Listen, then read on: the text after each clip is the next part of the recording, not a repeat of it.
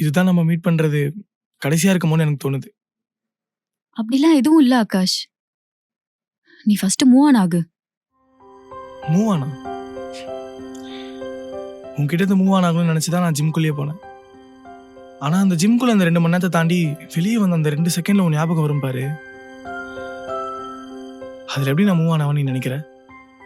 Daily night songs கேட்பேன். அந்த songs கேட்கும் போதெல்லாம் நீ என் கூடயே இருக்க மாதிரி இருக்கும். இவ்வளோ ஏன் பைக்கில் நான் எங்கேயாச்சும் வெளியே போகிறப்ப நீ இன்னொன்று அதிகமாக வெளியே சுற்றின இடம். அந்த ஒரு இடத்த நான் கிராஸ் பண்ணும் போதும் நீ இன்னுமே என் பின்னாடி உட்காந்துருக்க மாதிரி தான் இருக்கும். இதெல்லாம் விட உன் பர்த்டே அன்னைக்கெல்லாம் நான் செத்துட்டேன் தெரியுமா? எங்க உனக்கு விஷ் பண்ண அதாச்சும் ஒரு கான்வர்சேஷன் டெவலப் ஆகுமோன்னு நினைச்சு விஷ் கூட பண்ண மாட்டேன். நானும் நிறைய தடவை உன் நினைப்பே வரக்கூடாது, உன்னை பத்தி யோசிக்கவே கூடாதுலாம் ட்ரை பண்ணியிருக்கேன்.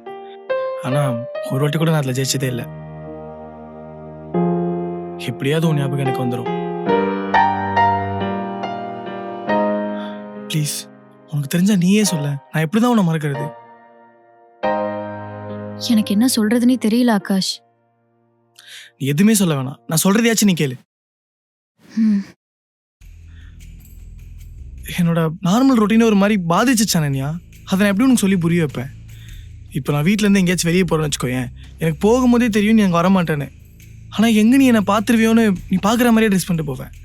நீ என்னை சுற்றி இல்லைன்றது எனக்கு தெரியும், ஆனால் நீ என்னை சுற்றி இருக்கா மாதிரியே நானே ரியாக்ட் பண்ணிப்பேன். எங்கே நீ ஏதாவது ஒரு மூலையிலேருந்து என்னை பார்ப்பியோன்னு வச்சுன்னா நம்பிக்கையோடு இருந்தேன். ஒரு வாட்டியாச்சும் ஒரு கோயின்சிடென்ஸ்லாச்சும் நான் பார்த்துட மாட்டோமான்னு நிறைய தடவை யோசிப்பேன். வேலைக்கு ஏதாவது போறியா இல்லையா? உனக்கு என்ன ஆச்சு? ஏன் திடீர்னு இப்படி கேட்குற? இல்ல, காலையிலே ஆள் இல்லாத காஃபி ஷாப்க்கு வந்து உட்காந்துட்டு என்ன வேற ஃபோன் பண்ணி வர வச்சிருக்கல, அதான். ஏதோ ஒரு இடம், ஏதோ ஒரு வேலை, அங்கே இருக்க கொஞ்சம் பேர், அதில் இருக்க போட்டி பொறாமை, இதுக்கெல்லாம் நடுவில் எப்படியாச்சும் முன்னேறிட மாட்டோமான்னு மாதம் 1ஆம் தேதியை நோக்கி போகிற ஒரு வாழ்க்கை. புரியல. சுருக்கமாக சொல்லணும்னா நல்ல வேலை, நல்ல சம்பளம். ஓ,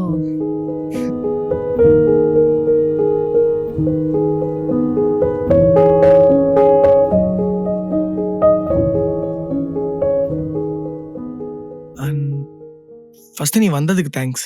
நான் ஏதோ ஒரு மைண்ட் செட்டில் கூப்பிட்டேன், நீயும் யோசிக்காமல் வந்துட்ட. யோசிக்காமலாம் இல்லை. நீ ப்ரப்போஸ் பண்ண அப்புறம் நிறைய தடவை உன்னை பற்றி யோசிச்சிருக்கேன். உனக்கு கால் பண்ணலாம், மெசேஜ் பண்ணலான்னு கூட நினச்சிருக்கேன்.